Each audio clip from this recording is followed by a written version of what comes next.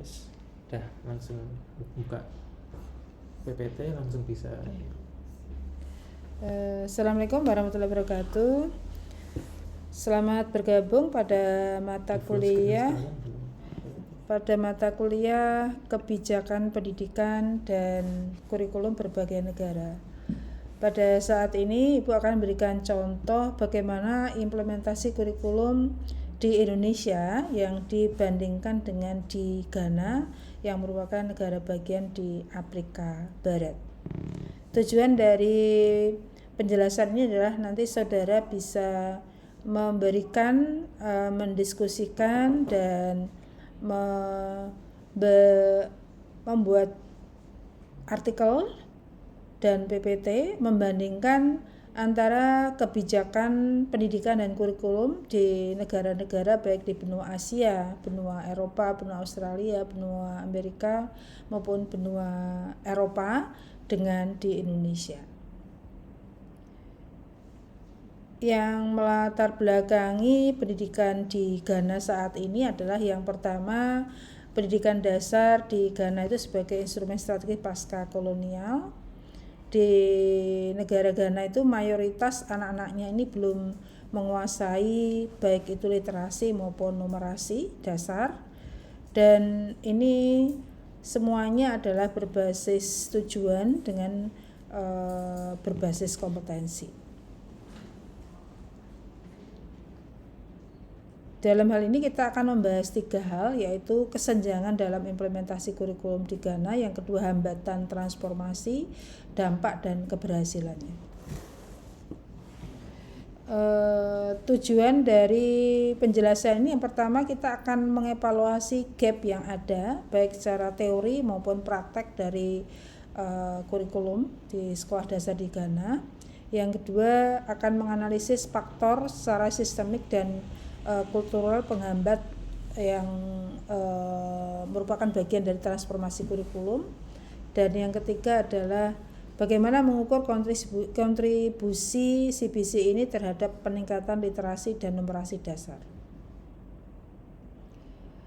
Kurikulum berbasis kompetens atau competence based kurikulum ini yang pertama merupakan penggantian kurikulum berbasis tujuan.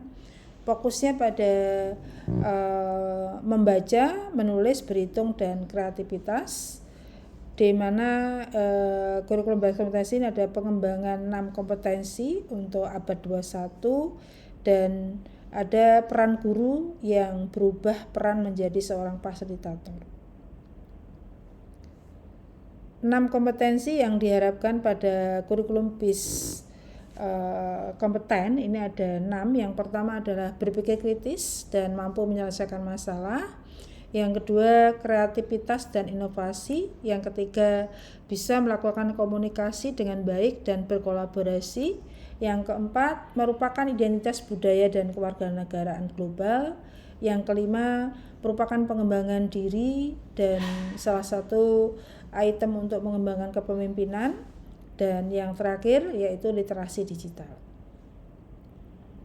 Prinsip dari implementasi kurikulum ini ada 4 hal. Yang pertama yaitu pendidikan inklusi, di mana ada beberapa anak yang harus diperhatikan karena merupakan penanganan khusus. Yang kedua terkait dengan pengembangan kompetensi. Yang ketiga pengajaran itu harus terintegrasi dan koheren, tanggung jawab dan akuntabilitas, serta ada otonomi pihak sekolah untuk fleksibilitasnya. Faktor-faktor yang mendukung implementasi kurikulum adalah kepemimpinan sekolah itu sendiri dan bagaimana pengelolaan atau manajemen sekolahnya.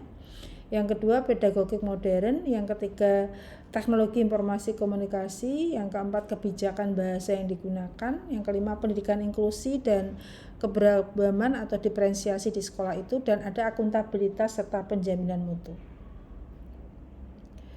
Tantangan apa saja yang dalam mengimplementasikan kurikulum berbasis kompetensi? Yang pertama ini di Ghana itu kesiapan guru itu masih rendah, hanya 44,2% saja yang siap mengajar.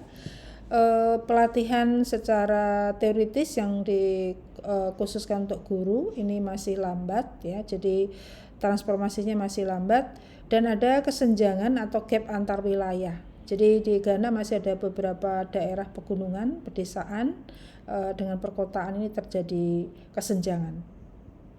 Sumber daya di sana juga terbatas, baik sumber daya manusia maupun sumber daya buku, alat peraga atau media lainnya. Dan yang terakhir adalah ada beban administratif di mana belum fokus ya pada tes secara nasional. Solusi yang ditawarkan terkait dengan pelatihan, ini harus diadakan pelatihan guru secara berkelanjutan. Ada pemerataan yang dalam mendistribusikan sumber belajar baik tingkat kota maupun daerah. Ada pengurangan beban administratif untuk guru dan harus ada reformasi terkait dengan sistem penilaian. Dan di sini untuk daerah-daerah yang tertinggal ini harus ada intervensinya terfokus kepada daerah tersebut. Bagaimana dibandingkan dengan pendidikan di Indonesia dengan Ghana? 3 hal yang akan kita bahas ya. Kalau sama-sama ketantangan kesiapan gurunya, gap antar wilayah dan keterbatasan sumber daya. Di Ghana kita melihat bahwa kurikulum berbasis kompeten ini dimulai dari 2019, sementara di Indonesia saat ini sudah ada tahapan pada kurikulum merdeka, dan hari ini kurikulum merdeka dengan pendekatan deep learning. Penggunaan penilaian di Ghana menggunakan standar nasional ya NST, kalau di Indonesia masih menggunakan AKM. Kebijakan bahasa di Ghana itu masih bilingual, sedangkan di Indonesia satu kesatuan menggunakan bahasa Indonesia. Untuk pembelajaran di Indonesia, pendampingan guru masih dilakukan sampai hari ini terus berkelanjutan, ada pemerataan sumber belajar dan juga program intervensi terfokus kepada daerah 3T masih diperhatikan. Dapat disimpulkan bahwa kurikulum berbasis kompeten di Ghana yang dimulai 2019 ini merupakan langkah strategis ya yang bisa meningkatkan kualitas pendidikan dasar di Ghana. Tantangan utama di Ghana ini selain sumber daya juga kesiapan guru, kesenjangan wilayah. Dengan dukungannya yang tepat, maka kurikulum berbasis kompeten ini diharapkan bisa meningkatkan literasi dan numerasi, khususnya literasi numerasi dasar.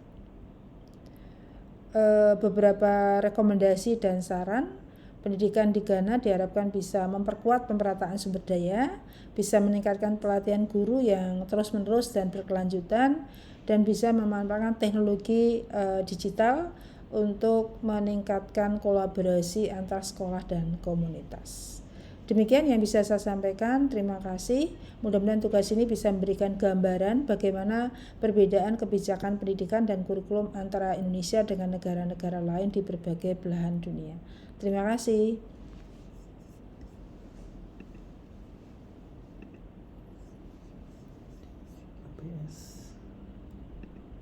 Stop recording. Stop recording.